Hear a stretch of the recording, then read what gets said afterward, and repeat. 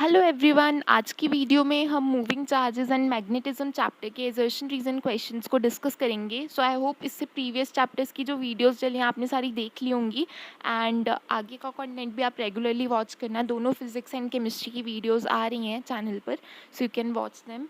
आज स्टार्ट करते हैं हम इस मैग्नेटिज्म चैप्टर के assertion reason। So आज काफ़ी सारे questions हैं, so let's begin with the first one। assertion a magnetic field interacts with moving charges only। so हाँ, यही तो हमारे चैप्टर का वैसे टाइटल भी है, so it will always be true।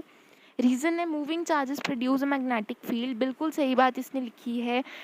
तो यहाँ पर कोई क्वेश्चन ही नहीं उठता इसके गलत होने का। सो करेक्टली एक्सप्लेन भी कर रहा है हमारे रीज़न assertion को। सो हमारा यहाँ assertion भी सही है, रीज़न भी सही है and reason is the correct explanation of assertion। सो इसलिए यहाँ पर हमारा आंसर ऑप्शन ए हो जाएगा। नेक्स्ट वन assertion है, if an electron is not deflected when moving through a certain range of space then the only possibility is that no magnetic field is present in that region। so बिल्कुल सही। अभी जो हमने बात की कि सिर्फ मूविंग चार्जेस से होगा, सो यहाँ पर अगर हमारा इलेक्ट्रॉन मूव भी कर रहा है फिर भी अगर कोई डिफ्लेक्शन नहीं, इट मीन्स वहाँ पर मैग्नेटिक फील्ड ही प्रेजेंट नहीं है। बिल्कुल सही बात लिखी है और assertion यहाँ पर बिल्कुल करेक्ट है। रीज़न देखो, force on electron is directly proportional to strength of magnetic field. हाँ, तो बिल्कुल सही बात है एंड ये करेक्टली एक्सप्लेन भी करता है हमारे assertion को। सो यहाँ पर ए ऑप्शन आंसर हो जाएगा। नेक्स्ट वन assertion है, energy of a charge particle moving in a uniform magnetic field remains constant. So yes, energy हमारा कांस्टेंट ही रहता है अगर हम एक यूनिफॉर्म मैग्नेटिक फील्ड की बात करें। सो यहाँ पर किसी भी चीज़ में कोई चेंज नहीं आता। सो इसलिए बिल्कुल सही बात है। परपेंडिकुलर भी होता है हमारा मोशन के, तो फोर्स जो है, सो इसलिए ऑप्शन बिल्कुल सही है। Reason work done by magnetic field on charge is zero. So बिल्कुल अगर हमारे यहाँ पर फोर्स और एनर्जी ही कांस्टेंट हैं तो वर्क की जैसे डेफिनेशन ही होती है एफ एस डिस्टेंस के मल्टीप्लाई करके। सो अगर कांस्टेंट को आप करोगे तो वो ऑब्वियसली ज़ीरो आएगा। सो यहाँ पर हमारा assertion और रीज़न दोनों सही है एंड करेक्ट एक्सप्लेनेशन भी है रीज़न। सो नेक्स्ट वन, अब assertion है यहाँ पे, an electron and proton moving with same velocity enters a magnetic field. तो एक इलेक्ट्रॉन एक प्रोटॉन है, दोनों सेम वेलोसिटी से एक मैग्नेटिक फील्ड में एंटर करते हैं। Force experienced bye proton is more then force experienced bye electron. ना, दिस इज़ नॉट पॉसिबल। इसने शायद मास को देखते हुए ऐसा बोला होगा, बट मास पर तो बिल्कुल भी हमारा डिपेंड ही नहीं करता है ना। फोर्स जो होता है वो तो मास इंडिपेंडेंट है। यहाँ पर फोर्स का फॉर्मूला क्यू वी भी होता है, राइट। तो यहाँ पर तो मास की कोई बात ही नहीं हो रही, सो तो ऑप्शन ही गलत हो गई। सो हमारा काम आसान हो गया, रीज़न ऑटोमेटिकली ट्रू हो गया क्योंकि हमें जो ऑप्शन दिए हैं उसमें assertion अगर फॉल्स हो जाए, so we have the answer is D option. फिर भी एक बार रीज़न देख लेते हैं।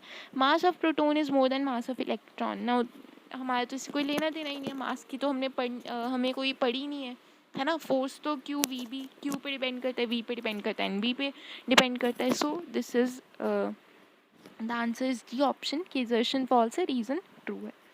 अब चलते हैं नेक्स्ट क्वेश्चन पे। assertion है, magnetic field at the ends of a very long current carrying solenoid is half to that of centre.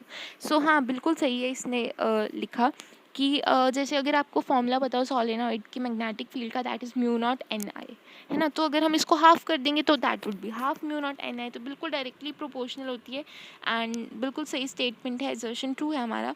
Reason है, magnetic field with in a sufficiently long solenoid is uniform. ना, this is true, uniform होती है, but ये explain नहीं कर पा रहा कि क्या डिपेंडेंट है, जो अभी मैंने आपको बताया फॉर्मूला करके, तो उसको ये चीज़ बतानी चाहिए थी। तो रीज़न तो करेक्टली एक्सप्लेन कर नहीं रहा है assertion को, इसलिए हमारा आंसर बी ऑप्शन हो जाएगा। दैट assertion ट्रू है, रीज़न ट्रू है, बट रीज़न करेक्टली एक्सप्लेन नहीं करता है हमारे assertion को।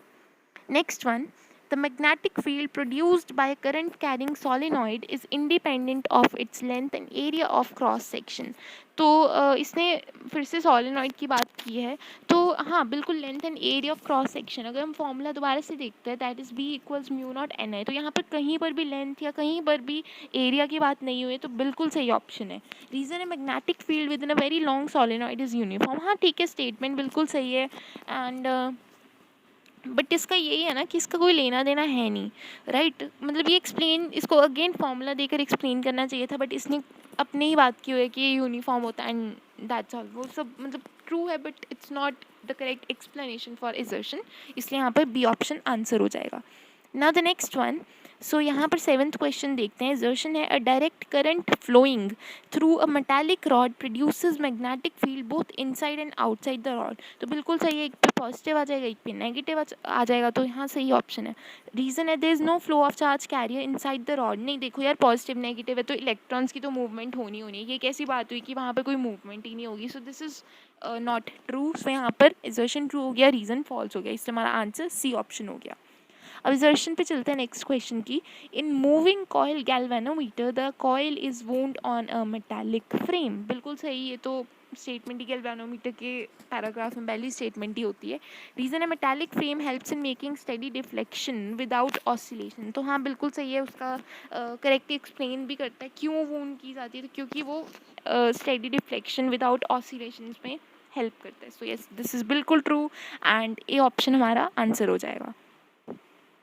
Now, next one, torque on a coil is maximum when it's suspended radially in a magnetic field. बिल्कुल सही है, आप अगर थीटा 90 डिग्री के इक्वल कर दोगे तो यहाँ पर साइन थीटा 1 हो जाएगा and that would B maximum for this, क्योंकि आपको फॉर्मूला तो पता ही है, torque equals NIBA sine theta. तो साइन थीटा को यहाँ मैक्सिमम करने के लिए हमें ऑब्वियसली 90 डिग्री चाहिए था एंड हमें क्वेश्चन में 90 डिग्री ही दिया गया है। सो यस, बिल्कुल सही ऑप्शन।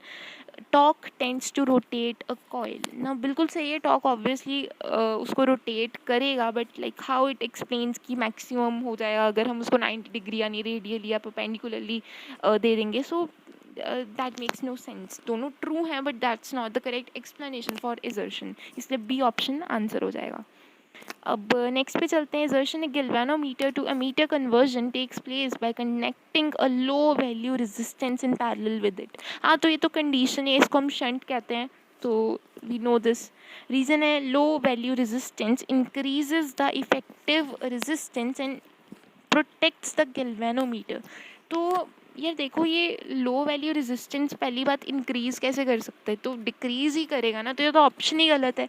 ठीक है, सो यहाँ पर सीधे सीधे हमारा आंसर सी ऑप्शन हो जाएगा कि एजर्शन ट्रू है, रीज़न फॉल्स है। Now the last question of the session. जल्दी जल्दी किया आज हमने, है ना, मज़ा भी आ रहा है, काफ़ी अच्छे अच्छे क्वेश्चंस हैं, इजी भी हैं, कुछ में ऑब्वियसली आपको सोचना पड़ता है, सो ये क्वेश्चंस बने ही उसके लिए। सो अब 11th क्वेश्चन, लास्ट क्वेश्चन आज की वीडियो का। Assertion, Earth's magnetic field does not affect the functioning of moving coil galvanometer. So बिल्कुल सही है, अर्थ की मैग्नेटिक फील्ड का क्या ही लेना देना होगा एक छोटे से बेचारे से मूविंग कॉइल गैल्वेनोमीटर से। So yes, this is true. Reason है, earth's magnetic field is too weak. ये भी बिल्कुल सही बात है, अगर तो अर्थ की मैग्नेटिक फील्ड इतनी स्ट्रांग होती तो फिर मतलब आप सोच लो क्या क्या ही होता। सो बिल्कुल सही स्टेटमेंट एंड यही रीज़न भी है कि इतनी वीक है अर्थ की मैग्नेटिक फील्ड, इसी कारण से वो बिल्कुल इफेक्ट नहीं कर पाती मूविंग कॉइल गैल्वेनोमीटर को। सो यस, बिल्कुल सही, ए ऑप्शन हमारा आंसर हो जाएगा। एजर्शन रीज़न दोनों true and reason correct explanation है हमारे एजर्शन की। सो yes, this was all about the video and I hope आप सबको ये पसंद आई होगी video, and thank you so much for watching this one and I will see you all in the next one.